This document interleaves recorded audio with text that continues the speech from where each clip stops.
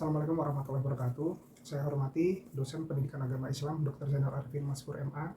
Perkenalkan, nama saya Faisal Yanar Alfikrah dari kelas sastra Jepang malam A. Untuk tugas pendidikan agama Islam saya akan mengambil poin 4 dan poin 6, yaitu dalam diri Nabi Muhammad terdapat prototipe akhlak yang mulia, jelaskan dan berikan contoh. Dan yang nomor 6, apa yang saudara ketahui tentang sumber hukum Islam primer, dan jelaskan. Di sini akan saya coba jelaskan dengan mengutip di beberapa sumber yang saya cari dan rangkum di internet. Baik, yang pertama akan saya jelaskan tentang hukum Islam primer. Dalam pembahasan ini kita fokus pada hukum Islam primer. Terdapat beberapa rujukan untuk hukum Islam primer. Yang pertama, satu Al-Quran, kedua As-Sunnah, ketiga Ijma,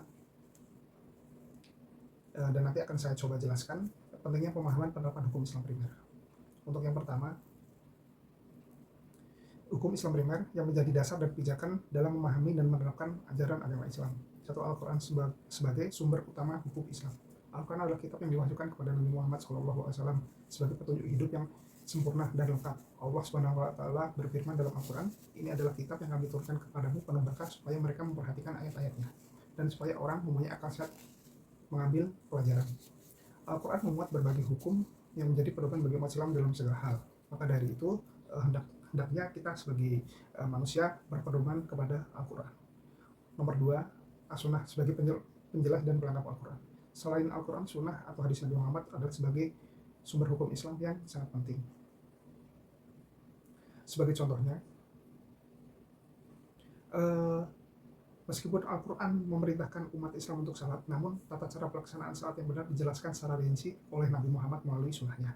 Jadi dalam Al-Quran terdapat penjelasan dan mengharuskan kita untuk salat, tetapi untuk penjelasan rincinya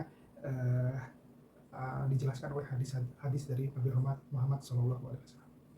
3, Ijma dan Qiyas, ijtihad dalam hukum Islam. Terdapat 2, yaitu Ijma dan Qiyas. Ijma adalah kesepakatan para ulama di suatu masa tentang suatu hukum tertentu. Ini menjadi sumber hukum apabila tidak ada dalil yang jelas dalam Al-Quran dan Sunnah. Ijma menunjukkan suatu pandangan dalam hukum yang berlaku dalam umat Islam.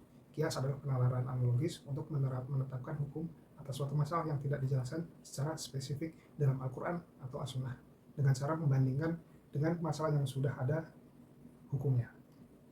Untuk selanjutnya, saya akan menjelaskan poin dalam diri Nabi Muhammad terdapat prototipe akhlak mulia, jelaskan dan berikan contoh kisahnya. Terdapat 7 sifat Nabi Muhammad yang perlu kita banggakan, perlu kita contoh sebagai prototipe dalam akhlak mulia yang harus kita terapkan dalam hidup ini. Yang pertama, kejujuran atau amanah. Nabi Muhammad dikenal sebagai Al-Amin yang terpercaya, bahwa beliau diangkat menjadi nabi. Kejujuran beliau tampak dalam segala hal. Contoh, Nabi Muhammad diutus untuk menyampaikan wahyu. Meskipun banyak orang yang memusuhi dan menuduhnya dengan tuduhan palsu, beliau tetap dikenal sebagai orang yang jujur, terpercaya. Nomor 2, kesabaran Nabi Muhammad. Kesabaran Nabi Muhammad dalam menghadapi segala ujian dan tantangan sudah tidak bisa diragukan lagi. Contoh, pada peristiwa penyerangan di Taif, Nabi Muhammad disakiti, dihina, tetapi beliau tidak membalas. Nomor 3, kedermawanan. Di sini terdapat sifat Nabi Muhammad sidik, tablik, amanah, dan fatonah. Nabi Muhammad dikenal sebagai pribadi yang sangat dermawan. Sebagai contoh, Nabi Muhammad memberi bantuan kepada orang-orang yang membutuhkan, bahkan saat beliau dalam kesulitan.